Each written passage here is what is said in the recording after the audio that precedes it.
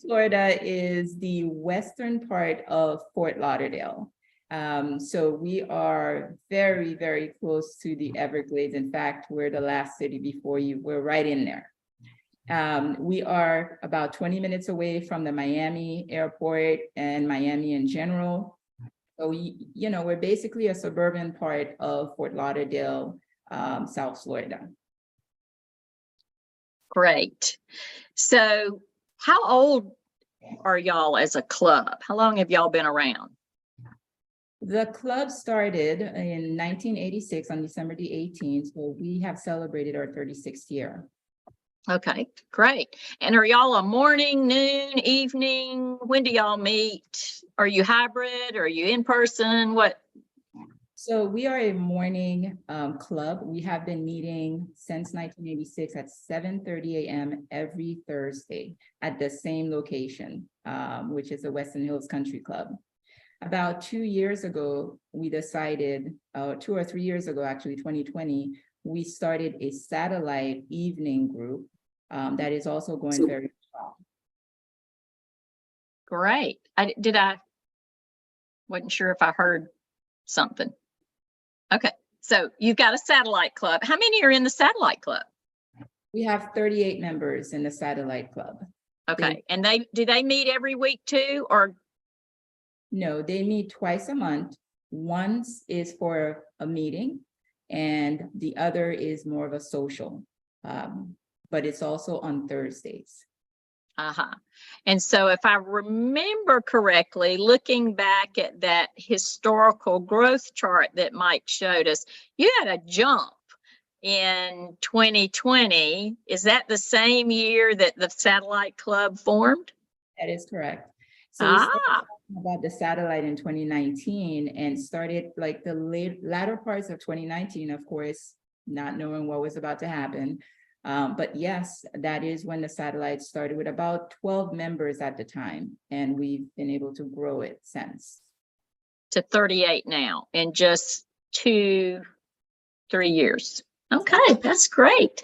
So you kind of touched on COVID, and that it has been a challenge for some clubs. What did y'all do during COVID? How did it impact y'all? So we love our breakfasts and we love being together. And when COVID happened, it was like, well, what are we going to do now? We don't even know what to do with our Thursday mornings if we're not with one another. We decided to start utilizing the Zoom platform. And we held all of our meetings every Thursday at 7:30 a.m. on Zoom as normal. We had guest visitors and so on, as if we were in person. Everything ran the same way off of Zoom and Facebook Live. At that time, we started doing more Facebook Lives. And did you lose members during COVID? Very little. We, in fact, more members. Folks found it easier for some who may not have been able to make it to the breakfast morning meetings. They could just log in and participate, and they were enjoying what they were seeing. So then those folks turned into members after we went back into in-person. And so you're in-person only now, or do you keep a hybrid? No, we are fully 100% in person as of April 2021 in April 21. Okay, great. So tell me more about the makeup of your club. Is it, I'm guessing, not all male, pale, and stale? So are you mostly young, mostly old, mostly men, mostly women? What do you tell us how the club looks like? So about 3 years ago, it was mostly men. And now we are about half and half with men and women. Weston is a suburban area, as I mentioned earlier. We do happen to be in a demographic of closer to Miami. So we have a lot of young families because Weston is known for being the best. It has the best schools, A-rated private public schools, actually. So we have a lot of young families. So we have a lot of young entrepreneurs, And so our club is starting to look more so like our community, with young professionals coming in. Great. That's exciting. So,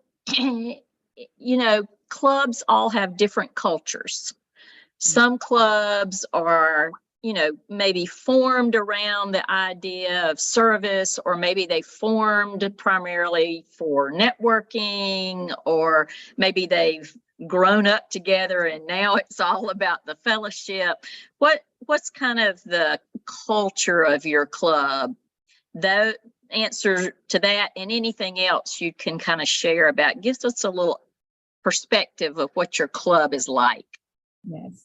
Well, our club has a little bit of all of those, but the major one you will experience and see if you visited our club is that we are service above self. We love to have different types of community volunteer opportunities where we're out there. Our city knows our club because of our involvement in the community. Always, we have 4 fundraisers, in fact, that we do, and it's all community-based.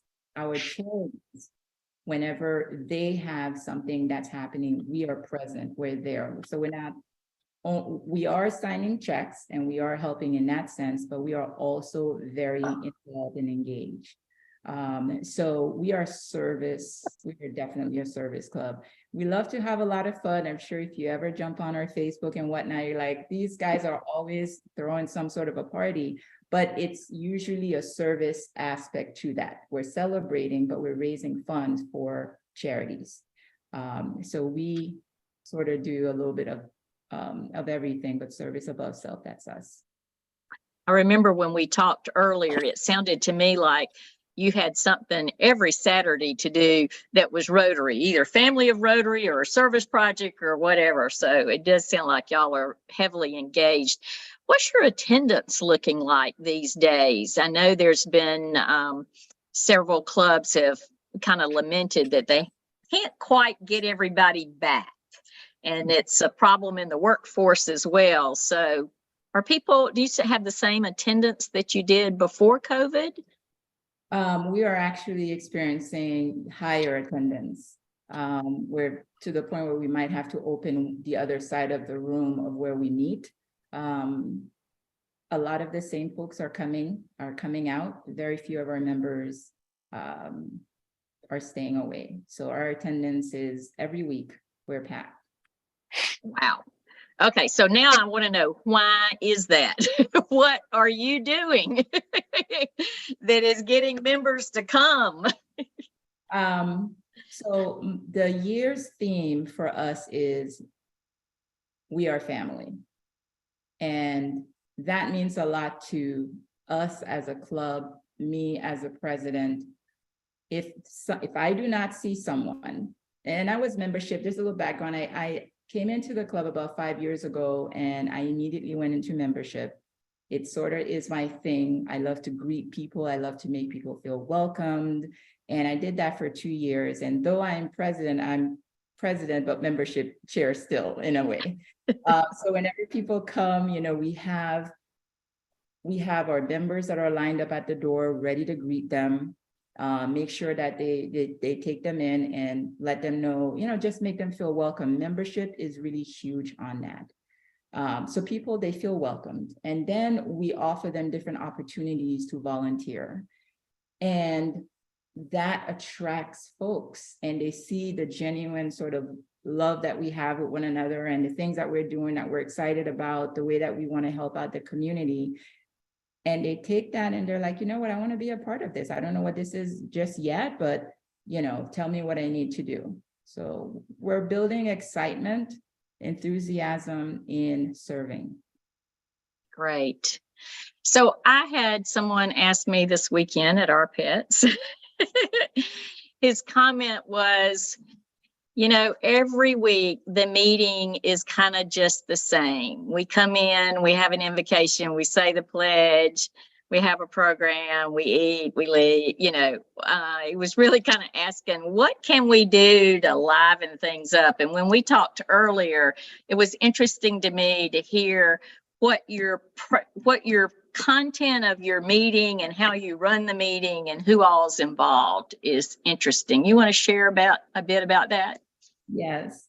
So our meeting every week, we basically have a foundation, a structure you can expect. And I send out, let's see, today is Monday. So tonight I will send out an agenda of the meeting rundown. And we do not veer from that. But at the same time, we try to make it as fun as possible. For example, one of the things that we do is when someone comes up to do the invocation and the pledge and then the 4-way test, I have a fun fact about them. So as they're coming up, I'm sharing this fun fact, and it's usually something funny or, so folks they're enjoying getting to know their different members because they just never know what it is that they're going to share about themselves. We have also with the raffle, we have a wheel of fortune type of wheel. So they buy their raffle ticket, we call out the number, then we all just attentively watch as the wheel spins and sees if they've won or lost. So, some fun is introduced into the structure that we maintain at every meeting. And it's a little bit different, but kind of the same in a way, structure-wise. Cool. So I know you've got a few slides that you can show as an example, but I want to come back to that because one other question I really don't want us to leave out is, what is your membership process? Because we talked about that before, and you've got visitors coming to your club. Now, how do you get those visitors and what do you do with them after that? Yes.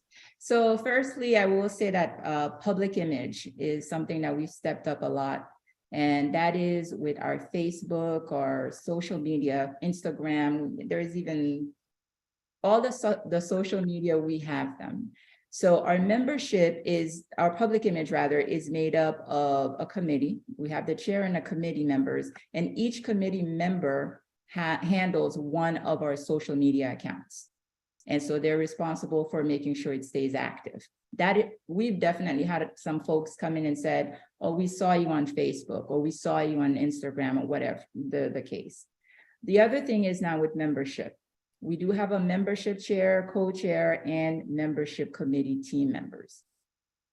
And basically, when someone comes in the door, besides the fact that we have like a few people lined up at the door just waiting to greet them, and usually I'm right in there too because I just want to greet them, then after they've left the meeting, we send them a follow-up email thanking them for having joined us. And in that email, we offer some information about our once a month, we call it an orientation, but it's more of getting to know our club and Rotary. We invite them to come to that. If they choose to do so, at that orientation, if you call it, the membership chair will do sort of like a little presentation, a little history of Rotary, and then a history of our club. And basically give information as to if they'd like to become member, here is the next steps. This is when we also tell them what the dues are, all the information, all questions they want, they can ask it then. We do require that someone visits at a minimum of 3 times to really kind of get to see, like, was it like just a really awesome meeting that one time and then the rest of the meetings are like not so great? We want them to come back to have a reason, like they want to join that, because they see the substance, they see what it is that we provide. So at that getting to know you sort of meeting, this is when the membership chair would ask, what in our committees, which committee or charity, or do you see or you've heard about that you think you might, if you were to join, that would be something you would jump on right away. So we want to try to get them engaged even before they committed to becoming a member. We want to see what is their passion. So all that is discussed there, and we ask them, hey, let us know if it's something that you are interested in. Let us know. We usually have that meeting 1 week prior to the board meeting. So if anyone had said on that day, you know what, I'm really excited, I've come out a couple of times, you guys, we want to become a part of this wonderful club, at the board meeting is where we will present to the board members this prospective member. And then we do a 7-day where we send it out to the membership, that person's or those folks' names to make sure everything is good. Because we are a very sort of small community, and I know it's relative, but everybody knows everybody. So if there's anything we would find out in 7 days, a member could step up and say, you know, I have an objection or whatnot. I almost wanted to say we've never had that situation until just 2 months ago. So there are 2 instances where that did happen. And, you know, we let the person, the individual know, and they decided, you know what, maybe, maybe we'll come back another time. Yeah.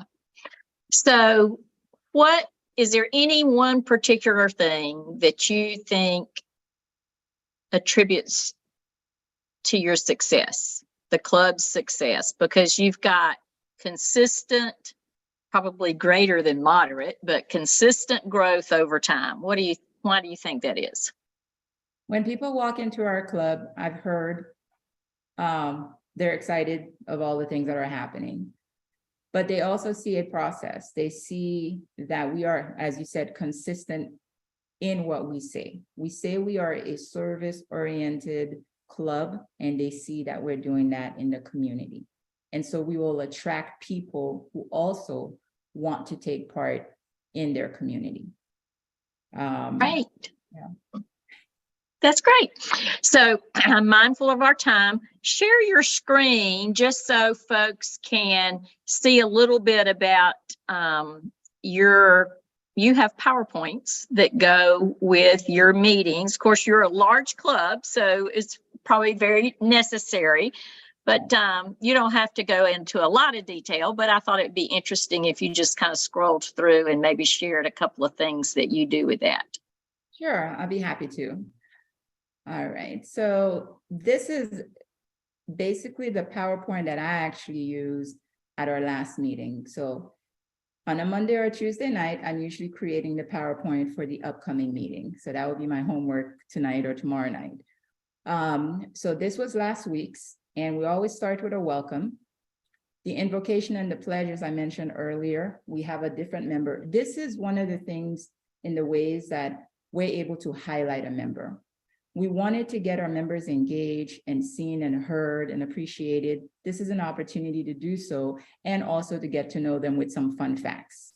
We have the pledge, of course. Every first of the month, we celebrate Rotary anniversaries. And, you know, we call out their names and we're like, hey, you know, this is so awesome. Another way of recognizing our members. Like, yeah, I see you over there sitting in the back. You're celebrating 11 years, Franny, and, you know, kind of get them excited about that. Since it's the first of the month, we bring out a cake. So there's always a cake at the first meeting. Yes, at 7:30 a.m. folks are eating cake. And we call up these folks, we bring them on the stage, we make a big deal out of them, we sing happy birthday and embarrass them, but they love it. And so we do that every first of the month. Then we have the membership chair come and introduce all of our visitors and our guests. And sometimes these are the pictures that we normally take of our visitors and guests. So no one leaves without getting their pictures taken. And then we'll probably highlight it on one of the follow-up slides. Then we go into our announcements to let everyone know what's going on. Every committee has a chair and a co-chair. And we have, this is when I step back as president and I let my committee chairs come and introduce or announce whatever is happening. Volunteer opportunities, as I said, is huge. So we let them know what's going on, the different ways that they can volunteer. And this is not only just for members, of course.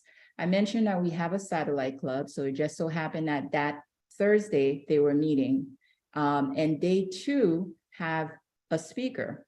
So we highlight the speaker who will be the speaker at their meeting and encourage members who may not have been able to make it that morning to come out that night. We love to have fun. So socials are always there. And this particular time, it's a hike. So we have different things going on for everybody. You may not be able to go or like everything, but maybe you'll find something that you're interested in. And any upcoming events. This is our 4th fundraiser of the year. And this fundraiser raise scholarship funds. So again, we have the chairs come up and tell us what, you know, how we're getting prepared for that to happen. If there's any district events that are going on, we want to let our members know everything that's going on in our district. Then we introduce the speaker, hopefully by around 8. And I'm known as the timekeeper. So I'm there. The speaker has about 15 minutes, question and answer, total 20 minutes. And I do let them know this so we could be very sensitive to folks' times. We love to highlight a charity, one of our charities a month, because we want to show our members, this is whom you're supporting. This is what we are supporting. We have currently, so then we also let them know so that they will come back. For example, visitors that are coming out for the first time, we let them know who the next week's speaker is going to be, which happens to be, because our Golf Classic is coming up, our committee chairs. But normally it's someone outside of our club. We have what is called the umbrella of the month. And until you said it, Mary, I didn't realize it wasn't something that every club does. But it's we have different ways within the meeting to raise funds still. So folks would come in. Once a month, we bid on an actual umbrella that repels the rain and the sun, but it's quite an expensive umbrella, but it's an opportunity to donate towards Polio Plus. But this member has 3 minutes at each meeting that is scheduled at this time that they can come up and talk about anything, just none of these here. Mostly folks take this opportunity to talk about their business. So for 3 minutes, and again, I'm right there on the time, they can come up and talk about their family or what have you, but they can also talk about their business if they choose to. Dr. Jaffer was our winner for the month. Fun and games. We keep the fun going. So we're about to end. They've heard a great presentation and whatnot. We want them to keep coming back. They would have bought their raffle ticket coming into the door at Sergeant at Arms. So now we have the jackpot. And the wheel isn't here, but there is the Wheel of Fortune wheel.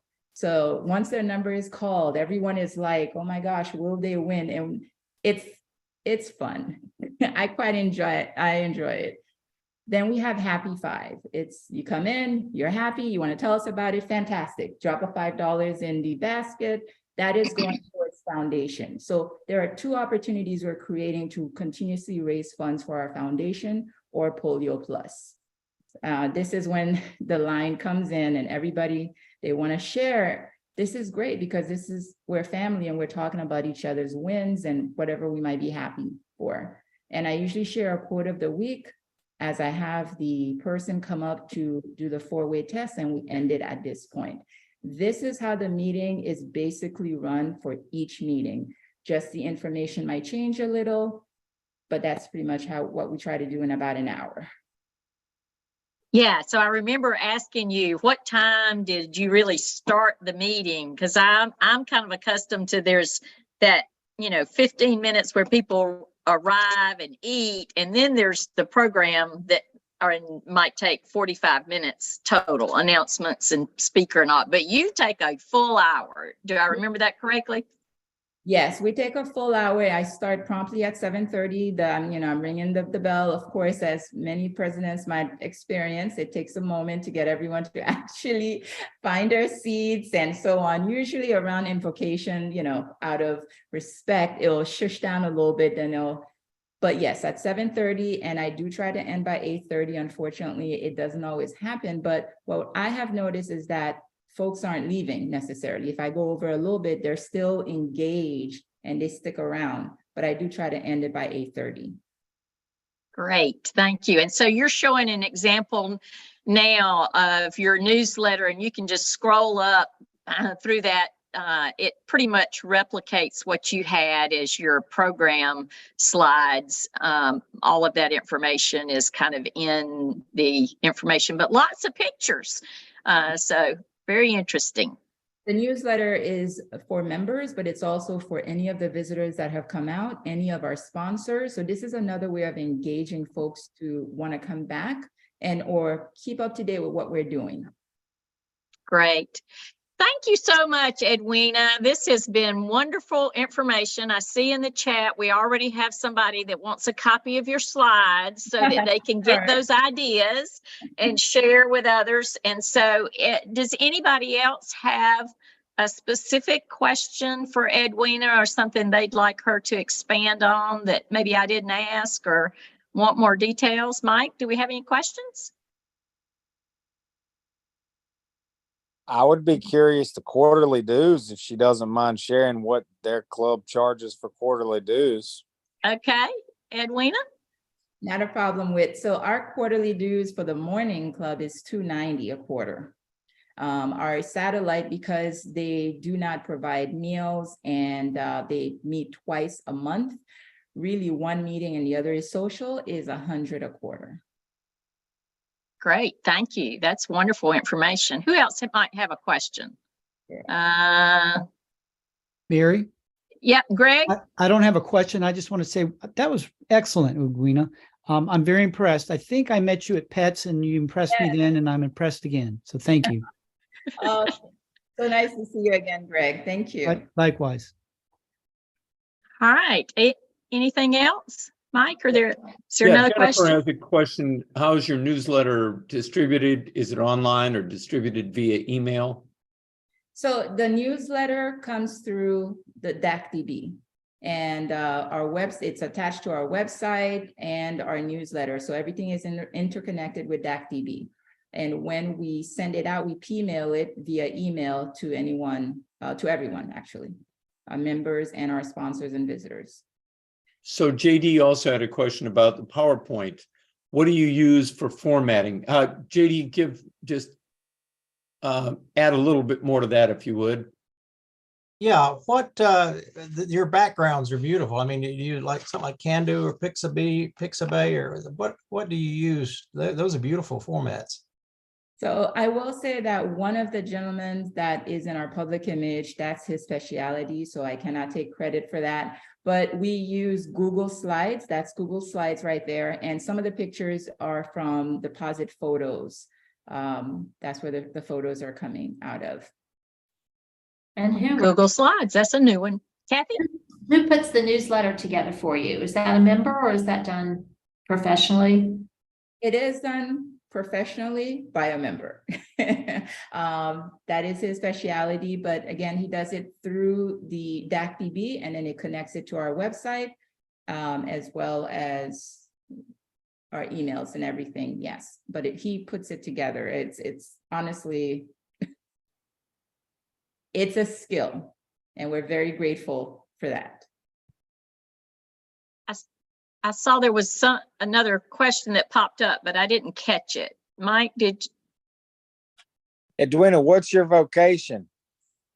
So I'm a real estate agent. I'm a real estate broker for my company, Auguste International Realty, down here in South Florida. So Edwina, Eric wants to know about the follow-up you have with your visitors. Yes. Go Go ahead. ahead. So once they've received the email after attending the first time, it does ask, are you interested in membership? And if so, would you like to attend our getting to know our club? We call it orientation, but that's basically it. So if they do, and that's done by the membership chair. The membership chair follows up right away, like the same day, to kind of get feedback. And that has been working quite well because we're actually doing inductions once a month. At least 2 or 3 or 4 members are joining. So it is definitely working to speak with them right away. So when you said about, do they want to come to the meeting where, I don't know what type of meeting you call that, but do you wait until the second time they come to ask them that, or do you ask them that the first time? We do it after their very first meeting that they come out. We send them out an email thanking them and inviting them, because normally it's once a month. So we kind of want to give them a little heads up notice also. Okay. And there has been time where, let's say they came out to the meeting just before the orientation that we were having. So they'll attend that. And if they express interest and wanting to become a member, we'll let them know, one of the requirements is that you attend at least 1 or 2 more. But by the time they go through the actual process and we bring them before the board, they would have already attended. Sometimes when it comes before the board, a member will ask, have they gone through the process? And we'll be like, well, they've got 1 or 2 more meetings to go, but they're going to do so prior to being considered a member. And we do the induction. We make a big deal out of once a month, we do an induction. And it's a very special time. We show folks, we make a big deal out of them. We tell them invite their families, invite their friends, and they're dressed up, and we make it very, very formal because it is important. You know, we want them to know that they're joining a wonderful organization, and we're super, super proud and happy, and we're making a big deal out of them. Great, thank you. Edwina, this is wonderful. And I'm conscious of our time because I want to be respectful. I said we'd be out in 45 minutes, but I do want to remind you, I'm willing to stay. I believe Edwina probably could stay a few more minutes if there are other questions or comments, but I also wanted to see, outside of questions just for Edwina and what the Weston Club does, has anybody else got any issues, concerns, kind of poll questions they'd like to ask to see how somebody else might be doing it? Our purpose here is an affinity group for large clubs, and we talk a lot about membership, but there's also unique challenges that come just in being a large club. And I know in the past we've talked about dues and, you know, locations and all kinds of things. So anybody got a new question or a burning question they'd like to put before the group, or at least for me to have as a topic in the future? Kathy, do I see you raising your hand? Yeah, mine is more actually back to Edwina with a question about retention. You've talked a lot about recruiting new members, and you've got a youngish group, it sounds like, who have a lot of life changes, but it doesn't seem like you've had much attrition at all, if any, this year. Were you one of the ones that was zero? We are not zero, unfortunately. We are battling with that as well. Most of ours, however, I'm sorry? Most of that have been because folks are moving. So we tried, like I said, to keep the members very engaged. And like, if I don't see someone, they're getting a call from Edwina. I'm, you know, and I try to build that relationship with them. And I think it's because of the membership background, but just giving them a call and seeing how they're doing. And when they do finally say, hey, you know, I kind of have to go, it's not usually because we're not meeting their needs as far as providing something for them to do, because we provide so many things, you just pick one, but it has to do with life changes, like you said. Thank you. Edwina, Yes. you talked a little about the welcome. Do people sign up for that? Are y'all using badges for a check-in? Can you just walk me through it, kind of help me visualize exactly what you're, when I walk into the Rotary Club of Weston, what I see and how you organize that? Yes. So when you walk in, you will find we have two tables. One, it does have the badges, and that's where the members would go to sign in and pick up their badges. The other, which is usually housed by 2 or 3 membership committee members, their whole purpose is to welcome the first-time visitor, the returning guest, anyone that's not a member. Then once they've signed in, that, you know, they're visiting, and we give them their temporary sort of badge with a Sharpie. We have a few folks that are lined up just before you enter at the door, and their whole purpose is to greet these visitors, and someone will walk them in, you know, let them see the, you know, just basically just kind of walk them in from beginning, from at the entry door until they sit down. Someone is leading them there. Right. Other questions? We got 1 minute. Anything? Mary, for those who have not been on this call before, last time we had the Jacksonville Club on. That's Jacksonville, Florida. And I just put the link to the video. It is definitely worth a listen. They were going at 15 net per year downhill. And then, real frankly, Gainesville, Florida, started getting bigger than they were. And that was unacceptable. So thank you, Greg. But they sat down and went through some serious strategy surveys, getting the pulse of their members. and decided the world had changed around them. They needed to change their club, and now they're on a 15 per year net growth.